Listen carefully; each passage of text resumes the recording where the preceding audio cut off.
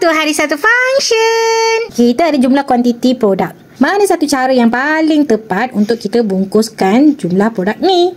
Jangan lupa like dan save video ni untuk tonton semula. Kita boleh pakai function mode untuk kita lihat ada tak baki daripada total produk ni. Sama dengan mode, buka kurungan. Number tu adalah jumlah dia, koma.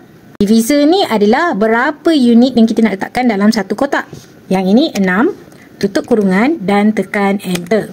Apabila jawapan berikan kosong, maksudnya sesuai lah untuk jumlah 54 ni kita buat 6 unit dalam satu kotak. Ulang cara yang sama untuk 3 unit per kotak dan 4 unit per kotak. Inilah hasilnya. Mana yang ada nombor baki ni, ini adalah baki produk setelah kita bungkukan, ada baki lagi 3. Contohnya yang ini, kalau 45 total produk kita packkan 6 unit per kotak, baki dia ada yang tertinggal, ada 3. Jadi dia tak sesuai untuk di-pack 6 per kotak. Tapi kalau kita tengok kat sini, kalau kita pack 3 unit per kotak, dia sesuai.